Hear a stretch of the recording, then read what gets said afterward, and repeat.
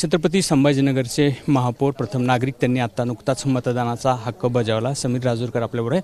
राजूरकर साहेब, कागदावरचं संख्याबळ जास्त आहे म्हणून यश आहे, हे एकमेव गणित आहे?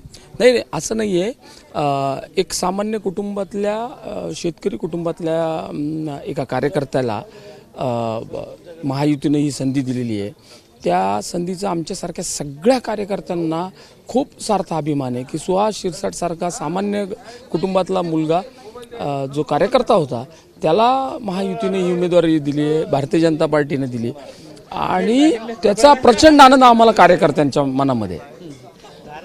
काहीसं महायुतीतलं मानपानाचं नाट्य होतं। 14 तारखेला स्वतः रवींद्र चव्हाण आल्यानंतर संयुक्त बैठक लागली, त्या अगोदर बैठक होत नाही अशा प्रकारचं होतं। यामुळे कुठे काही दगा फटका काही असे काही चिन्ह हे आम्हाला वाटत नाही, कारण की मानपानाचं काहीच नव्हतं। आमच्या यावेळेस 5 बैठका झाल्यात महायुतीच्या वास्तविक पाहता, म्हणजे आदरणीय प्रदेशाध्यक्ष रवींद्रजी चव्हाण यांच्यासोबतची जी 14 तारखेची बैठक होती ही किमान 5वी बैठक होती सर्व मतदारांची सोबत महायुतीचे सगळ्या।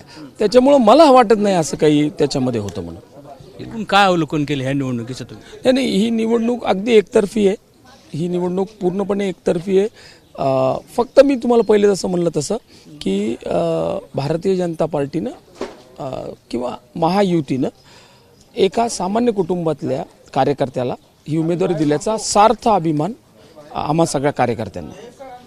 आपले मतदारांच आपल्याला परिपूर्ण आहेत की काही आहेत इतर पक्षाची हो, खूप आता उमेदवारच कार्यकर्ता असल्यामुळं खूप कार्यकर्ते सुद्धा प्रेम करणार आहेत। त्या इतर पक्षातले कार्यकर्ते सुद्धा, पक्षाबाहेरचे कार्यकर्ते सुद्धा त्यांच्यावर प्रेम करणार आहेत। हे बघितलं की खरं तर भाजपच्या नेत्यांना पूर्णपणे आत्मविश्वास आहे की संख्याबळच नाही तर त्यांनी केलेली कामं असतील आणि इतर उमेदवारांच्या बाबतची मैत्रीपूर्ण संबंधाचा कुठेतरी फायदा होईल अशाच प्रकारचं महापौरांचं म्हणणं आहे। कॅमेरामन धनंजय दारुंटेसह रवी मुंडे, एबीपी माझा, छत्रपती संभाजीनगर। एबीपी माझा, उघडा डोळे बघा नीट।